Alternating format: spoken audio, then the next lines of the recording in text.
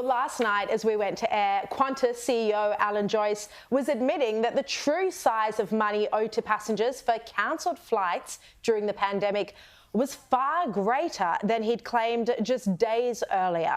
Joyce last week said about $370 million worth of flight credits was still owing to Australians, and this will be permanently kept by Qantas come December 31 this year if people haven't been able to claim it by then. Have a look. There's still $370 million in Australian credits still to be refunded or redeemed. And 80% of people can get refunds. But then, under grilling in Senate estimates late yesterday, Qantas admitted that the true figure of money owed to Australians for these cancelled flights was about $100 million higher. Have a look. You have made a series of comments regarding the $370 million. Does the $370 million include Jetstar credits and credits for overseas? We've always been very clear in the credits where we've been quoting, Senator, that they are Qantas Australian-based credits, because that's what the media was asking us about. So just so I'm clear, because I'm certainly not clear at the moment, does that include Jetstar? No, it doesn't. Jetstar is around $100 million. All right, let's bring in tonight's panel, Paul Murray and Liz Storr. Terrific to see you both. Hello. Hello. Paul Murray, Qantas is the most complained about company according to the ACCC for 2 years in a row. Now the rules have changed. Catherine King, the Transport Minister, isn't requiring the ACCC to monitor airline complaints anymore, according to the Fin Review. And they will be soaring if people don't get their money back. Nearly $500 million worth of cancelled flights, and people deserve their money. Well, the thing is, at the heart of how many people who work for Qantas, and be it from the very top to the PR people, all the rest of it, they make it out like they started this little business in country Queensland and they built it all the way up to the big behemoth that it is now, and kind of forget the bit that it was the Australian public that ended up growing it to the size of the airline that it became, as it was government owned. It then, of course, had a dominance in airport slots, in connections to politicians, connections to the media, all the rest of it. So they draw on that goodwill every day. That goodwill, however, runs out when they choose profit over people. It's run out. Now, Yes. Absolutely. We're in deficit. We say that, but I guarantee that as soon as they start ringing around a television newsroom saying there's a new long-haul flight between Rockhampton and New York, do you want to sit in business class and do a package on the 6 p.m. news about how cheap flights are going to be into the future? On breakfast television, yeah. Then we know that's going to happen, right? Yeah. That's how they keep their machine running.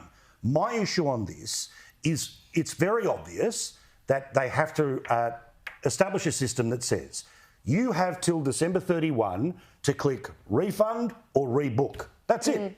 That's the option. They've got the technology for you to spend $2,000 with them to fly somewhere. You have to have the technology to get $2,000 back. Yeah, it shouldn't even be that complicated. People had to book on their credit card. They should be able to just refund the credit card.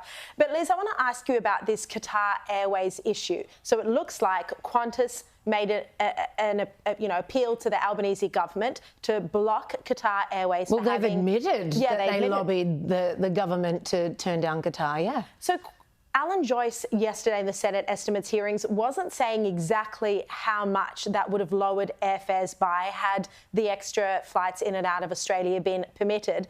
But Virgin has come out today, the Virgin Chief Executive Jane Hardlicker, and she said airfares could have come down by 30 to 40% if Qatar Airways was allowed to schedule more flights into Australia and more capacity was returned. This is quite a significant amount of money. Yeah, this would make an eye-watering difference. And I love that Virgin has made this move. We've never had more reasons to fly Virgin. Except that they cancel their flights all the time as well. The Virgin cancellations are worse than Qantas. Qantas isn't much better. Qantas isn't much better, but we didn't have to bail them out twice, which is what we've done with Qantas. Firstly, to the tune of $2.7 billion over the course of the pandemic.